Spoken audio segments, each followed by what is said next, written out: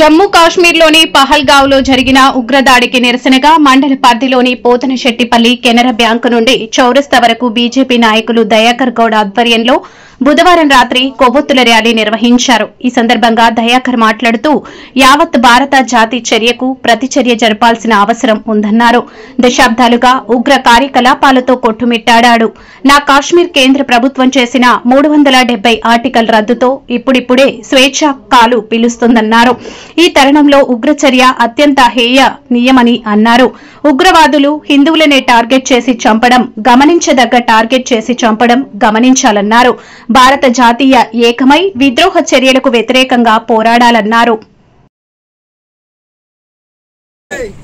ఏదైతే నిన్న జమ్మూ కాశ్మీర్లోని పహల్గావ్లో జరిగినటువంటి ఉగ్రదాడికి వ్యతిరేకంగా ఈరోజు కొల్చార మండలం పోతంశెట్టిపల్లి కెనరా బ్యాంకు నుంచి పోతంశెట్టిపల్లి జంక్షన్ రోడ్ వరకు కొవ్వొత్తుల ర్యాలీ తీసి అక్కడ చనిపోయినటువంటి వారికి ఆత్మశాంతి కలగాలని వారికి సంఘీభావంగా ఈరోజు కొవ్వొత్తుల ర్యాలీ నిర్వహించడం జరిగింది.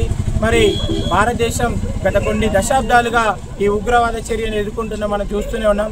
గతంలో ఒక 10 సంవత్సరాల కంటే ముందు ఎన్ని ఉగ్రవాద దాడులు జరిగినాయి మనం అన్నీ కూడా కళ్ళగద్దినట్టు మనకు అందరికీ కూడా తెలిసినటువంటి విషయమే.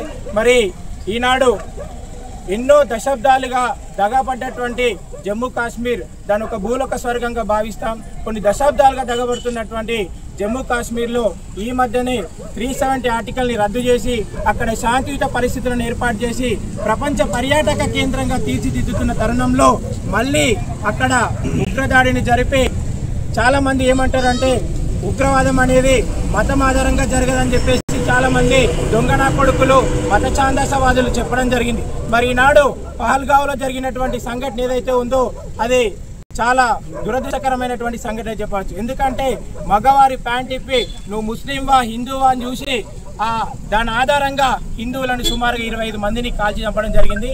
అనేక మంది గాయపడడం జరిగింది.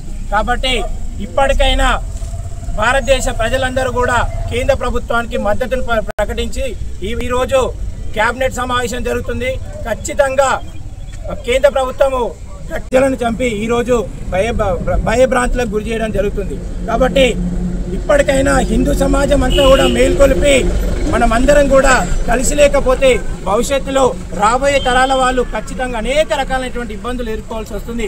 కాబట్టి హిందూ సమాజం ఇప్పటికైనా నిద్ర లేవండి, మనం అందరం కూడా ఐక్యమత్యంగా ఉండాలని చెప్పేసి ఈ సందర్భంగా తెలియజేస్తూ మరొక్కసారి అమరులైనటువంటి మృతులందరికీ కూడా మేము సంఘీభావం తెలియజేస్తున్నాం.